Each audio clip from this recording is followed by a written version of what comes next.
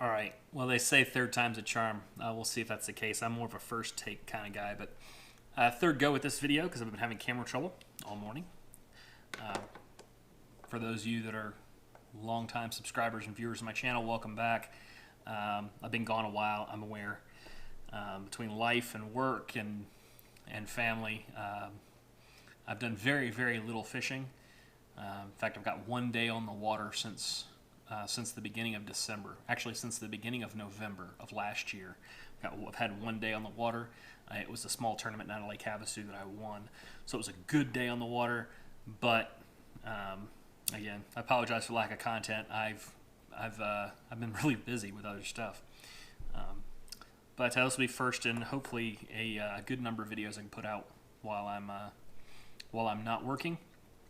And like I said, I'll film as much content as I can between now and the time I've got to go back to work. Anyway, here's today's video. For you Dawa fans, this girl right here was just announced less than a month ago, and Tackle Warehouse put them up on their site yesterday. They actually had them available to ship, and I ordered two. That's the new Tatula SV. This is built on the new Tatula 100 frame, which is a trickle down from the Steez frame. So we'll go over some initial impressions on the reel, and then we'll do an in-depth comparison between the new Tatula SV and the previous generation Tatula SV. So right out of the box, what I notice about this thing. I said this thing came from the I got this thing from the courier this morning, about an hour and a half ago, and I've been fumbling around with this video ever since. It's the little tiny frame that I love from the Steez from several years ago. When Dawa announced and released the new generation, or the current generation, I should say, Tatula 100s, I was really happy to see that the frame, that little tiny frame from the Steez, had been trickled down into the Tatula family. So what did that bring with it? We got the zero adjust spool tensioner. Basically, this thing's set from the factory to basically you got just a tiny tick of side to side play in the spool, and you really shouldn't have to adjust it from there. That doesn't necessarily make it completely beginner friendly in the way people typically teach newbies to throw a bait caster. But the reality is the brakes on these things is so strong that you really don't need to adjust it. All the adjustment you need to make is right here on the brake adjustment. You don't need to mess with the spool tension at all. So you can dial up the brakes on this thing, and it's essentially impossible to backlash. And that's with the standard Tatula 100. The SV even more so. The SV gives you a whole lot larger range of adjustment before backlashes really become an issue. So that was really cool to see. I like the cosmetics of this one. I like the previous generation as well, but it's a nice kind of dark gray metallic finish. Got the Tatula spider on the side here, and also on the spool tension cap, and then the little Dawa D cast into the nose guard here. Overall, I did some measurements between the two, so getting into the differences between this and the previous generation. Overall, the main body of the reel is roughly the same size. However, what I noticed was the thumb bar sticks out past the end of the reel, so measuring from here to here, they're basically the same size. But this reel has the thumb bar protruding just a little bit past the bottom, whereas this reel, it's basically flush with the back. The side plate on this is several millimeters longer and several millimeters taller.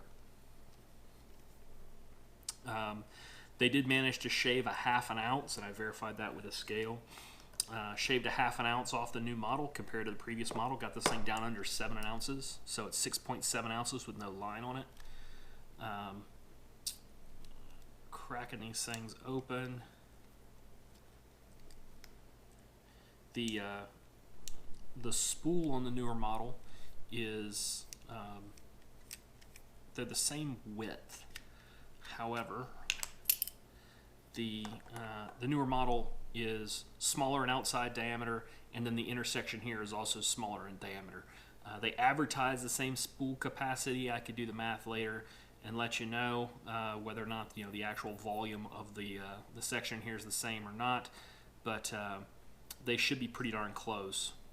Based on the outer diameter decreased by 1 millimeter, the inner diameter decreased by 2 millimeters, because outer diameter makes a bigger difference than inner diameter as far as making changes to volume. Braking system's identical. Got the same sleeve here that moves in and out based on spool speed, so that allows for variable magnetic braking based on spool speed, which is kind of cool. The in plate brakes are exactly the same, but the end cap is a good bit, like I said, a good bit smaller on the new reel, as is the reel as a whole. Something they deleted that I really liked about the previous generations, and they did it across the board for the new Tatula series with the updated aesthetic, was the previous generations, going all the way back to the original Tatula, the accents on the reel, the various parts of the reel, denoted the gear ratio. So the yellows were a 6:3 to 1. The reds were a 7:1 to 1, which is what both of these reels are. So you had the insert in the brake adjustment, you had the trim around the spool tensioner, and then the little locking plate for the handle nut. Those all indicated the gear ratio, so you could just look at it, at a glance, you could tell what ratio reel you had. If you've got more, multiple ratios, I have 3 different ratios in this previous generation Tatula, and it was great to just kind of at a glance be able to tell which ratio I had laying there beside me, because that often dictated, or I based the ratio I was using on the bait I was throwing and the type of fishing I was doing.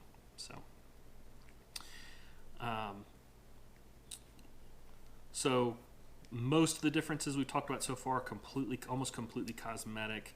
Like I said, the ergonomics are a little bit different just because the newer reel is smaller. But I'm going to pull these two apart, and we'll look at what the real big difference in these two reels is.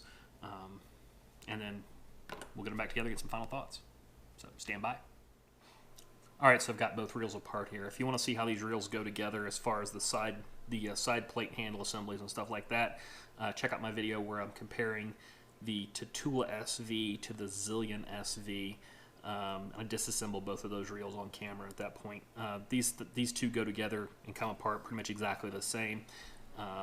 Basically, until you're inside the side cover, these reel parts are essentially interchangeable. The only real difference in parts themselves between the two, the previous generation has a steel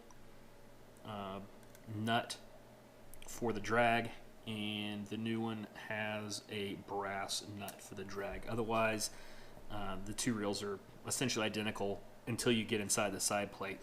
All right, once you're inside the side plate, like I said, the zero adjust isn't that big a deal. It's really just this, mostly just describes the shroud around this thing, let you know you really don't need to mess with it. You don't need to get to it. It still moves. But otherwise, inside the side plates, we're looking at pretty much exactly the same thing. The design philosophy, it's 100% a Tatula. Going all the way back to the very first generation Tatulas, the overall design has been the same. The pinion gear rides on the end of the spool shaft, and pressing the clutch just slides the pinion gear out. It disengages the drive dog from the little drive pin here, and there is a bearing in the side plate cover for this to spin on, and another one inside here, right behind that clip that the spool spins on the handle side, and then there's another bearing inside the non-handle side plate. So there's 3 bearings supporting the spool. But you've still got potential friction if there any water or grease or anything like that gets on the shaft out here. It will interfere with the shaft freely spinning inside the pinion, and can hurt your cast distance a little bit. And either way, you've got just a little bit of, you're going to have a little bit of friction there anyway, which is why the Zillion casts better than the Tatula. But once again, this is a Tatula. Both of these are Tatulas. The Tatula still casts fantastically well, so it's not that big a deal. But let's look at the biggest difference between these two reels, and that is this right here. So again, the design and construction here is exactly the same. We've got a big heavy aluminum plate here that's our pressure plate. We've got our drag washer. We've got our main gear, and then another friction plate underneath the clutch pawl. So there's the new one. Let's take the old one apart. And like I said, it's going to be exactly the same. What I noticed when I disassembled this reel previously is there's a little burr on this main shaft that this thing hangs up on. I knocked it down with a file, but it's still there. So, pressure plate, drag washer, main gear, and then the lube plate.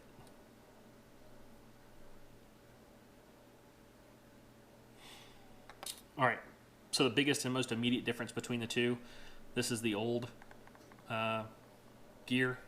Here's the new gear. So these are the same gear ratio reels. They're both 7:1 to 1s, but the main gear on the new reel is a good bit smaller. They're still made out of brass. It's still a very well-made gear. It's just a smaller gear. It is what it is, and that's how they were. That was how they were able to make the reel itself smaller and also shave a ½ ounce. I mean, the difference alone in these two gears is the new gear is 19 grams. The old gear is 25 grams, so they shaved 6 grams. So 0.8 ounces compared to 0.6 ounces. So they shaved almost a ¼ ounce just in the size of this gear. And then because of that, the pressure plate's also different in size. This is aluminum, so the difference there is not much. I'd be surprised if it was 1/10 of an ounce. But every little bit adds up. And like I said, the overall weight savings was a ½ ounce between the two. But you got a smaller main gear, which also means for them to be the same gear ratio, you're going to have a smaller pinion gear. The difference is not as pronounced, but if I measured them, you'd actually be able to see, if I pulled them out and put them side by side, you'd be able to see the difference fairly clearly. But then the other difference is then the drag washer. So you can see the difference in drag washer size here. This is the original, or the older one. This is the new one. Now, is this a big deal? In my opinion, no, it's not a big deal at all. I have no doubt you'll be able to get a comfortable 11 pounds of drag pressure out of that washer, and that's more than enough for freshwater fishing. And the standard is set your drag to 1/3 of your line break strength. So if I got 11 pounds of drag, I'm looking at fishing up to 30-pound mono or fluorocarbon, which I'm not going to be throwing on this reel. Mostly going to be using, between 10 and maybe up to 20-pound leader with some kind of braid. So I'm worried about the drag pressure, not even a little bit. It's going to be more than enough. And but more importantly, even this smaller drag washer may actually be a positive, because this thing will actually slip just a little bit, which will help protect this smaller gear, more importantly the smaller pinion. Because what we got to consider is now this smaller pinion, the gear mesh is going to be a little bit different, and as a result, and also because the pinion itself is smaller, it's more likely to flex under a load. And the last thing we want to do is have this pinion flex and allow these gears to separate a little bit, because what that'll lead to is stripping the gears. So having the smaller drag and possibly a little bit less drag pressure will help protect these gears if you're really just beating the heck out of the reel. So, like I said, not that big a deal. I will happily give up the weight to lose a little bit of drag pressure, because for a freshwater reel, drag pressure is just overrated. It's not something I really even look at. Does it have 10 pounds of pressure. Sure, I don't run my drags even with just 10 pounds of pressure. I don't run my drags locked down, and I don't have problems with drags slipping. So, like I said, I don't care. I'll take the weight savings.